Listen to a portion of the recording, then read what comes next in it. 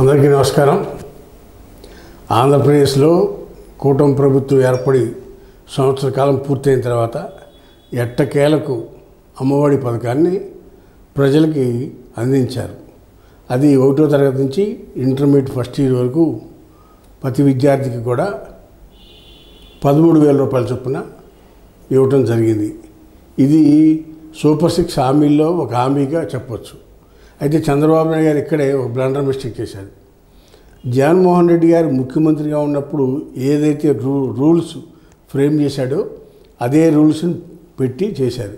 Elections ముందు నీకు 15 అని ఎలా అయితే ప్రచారం చేశారో 15,000 ఇవ్వకుండా 13,000 మాత్రమే ఇచ్చారు.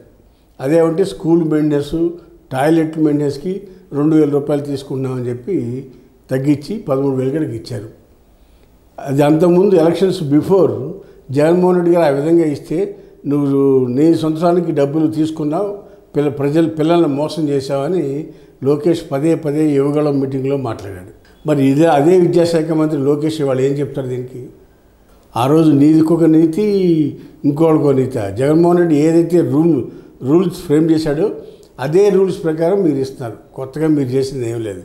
అయితే మీరు ఇచ్చిందల్లా 2-3 ఉన్నా కూడా ఇచ్చుకుంటూ వచ్చారు. అది సంతోషం, అంతవరకు సంతోషం. ఇలా చెప్పి జగన్మోహన్ రెడ్డి గారినే ఫాలో అవుతున్నారు మీరు కూడా. జగన్మోహన్ రెడ్డి గారు ఏ విధంగా అయితే రూల్స్ పెట్టారో ఆ రూల్స్నే ఫాలో అవుతున్నారు. అక్కడికి ఇవాళ కూడా 1 ఇయర్ కాలం గడిచిపోయిన టెక్నికల్ ఎర్రర్స్ 100కి 10 నుంచి 20 వరకు, ఇది పిల్లల అడ్రస్లు లేవనో లేకపోతే అకౌంట్ మ్యాచ్ కాకో ఇవాళ కూడా అంతమందికి ఇంకా డేటా తప్పు ఉంది.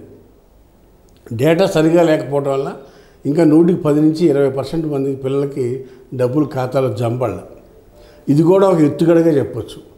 1 ఇయర్ కాలం ఉంది. 1 ఇయర్ కాలం నుంచి డేటా ఎందుకు తీసుకోలేదండి? అది తప్పు కదా ప్రభుత్వాన్ని నిర్లక్ష్యం కదా అని మీకు చిత్తశుద్ధి లేదు పథకం మీద.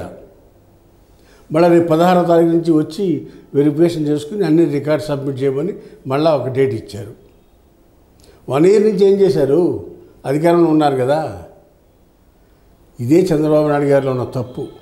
చిత్తశుద్ధి లేదు. ఏ పథకం అమలు పరిచినా సరే 13,000 ఇస్తున్నావు, జగన్ కట్ చేసిన విధంగా మీరు కూడా కట్ చేయాలి. ఆ 13,000 డేటా అన్న కరెక్ట్గా ఉండాలి కదా.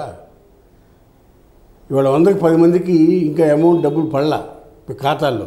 దీన్ని ప్రభుత్వం నిర్లక్ష్యంగా చెప్పచ్చు.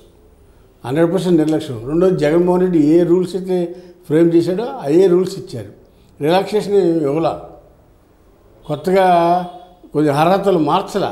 3 ఎకరాలు 300 కరెంటు, కారు ఉన్న వాళ్ళకి ఇలా ఇవన్నీ కూడా యాస్టీజ్గా సేమ్ రూల్సే ఉంచారు. మీరు కొద్దిగా రిలాక్సేషన్ చేయొచ్చు కదా. కూటమి ప్రభుత్వం వచ్చిన తర్వాత కొంతమందికి ఎక్కువ మందికి కల్పించే విధంగా పిల్లల చదువుకే కదా మీరు ఇచ్చేది. కాబట్టి కూటమి ప్రభుత్వంకి చిత్తశుద్ధి లేదు అనేది ఇదో తార్కాణం. అదే 13 జగన్ ఇచ్చిన 13,000 మీరు ఇస్తున్నారు. అదే 2,000 స్కూల్ టాయిలెట్లు మెయింటెనెన్స్ కోసం తీసుకున్నారు. అదే 300 యూనిట్లు కరెంటు, కారు, 3 ఎకరాల పొలము, దాంట్లో కొద్దిగా రిలాక్సేషన్ ఇవ్వచ్చు కదా. ఏమీ ఇవ్వాలా కాదు. మీరు ఇచ్చేదల్లా 2, 3, 4 ఇస్తామన్నారు. అది ఇంతవరకు ఇచ్చినట్టుగా కొంతమంది చెప్తా ఉన్నారు. యూట్యూబ్లో వాటిల్లో పెడుతున్నారు, పోస్టులు పెడుతున్నారు. కాబట్టి మీ తెలుగుదేశం పార్టీకి సంబంధించిన యూట్యూబర్లు అందరూ పోస్టులు పెడుతున్నారు కాబట్టి అది నమ్ముతూ ఉన్నాం ప్రజలు ఇచ్చిన వాయిస్ని బట్టి. కానీ ఎర్రర్స్ ఉన్నాయి, టెక్నికల్ ఎర్రర్స్. వీటి మీద ఎందుకు మాట్లాడదు పార్టీ? ఇప్పుడు 100 మంది నేరస్తులు తప్పించుకున్నా బాలేదు, ఒక మంచివాడికి శిక్ష పడకూడదని చట్టం చెప్తాను.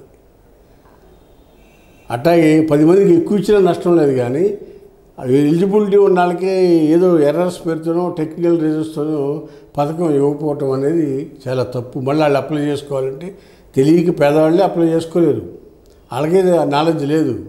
మెకానిజం, గవర్నమెంట్ మెకానిజం పేదవాడికి అనుకూలంగా లేదు, హై హ్యాండెడ్గా ఉంది.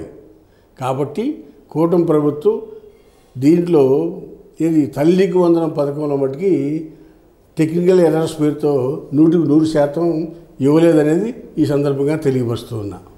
హాయ్ ఫ్రెండ్స్, మా ఫ్యూచర్ టుడే ఛానల్ చూస్తున్నందుకు చాలా థ్యాంక్స్. మరిన్ని లేటెస్ట్ వీడియోస్ కోసం వెంటనే సబ్స్క్రైబ్ చేయండి. అలాగే ఈ బెల్ని కూడా రింగ్ చేసేయండి. మా లేటెస్ట్ వీడియోస్ నోటిఫికేషన్స్ అన్నీ మీ మొబైల్లో వస్తాయి.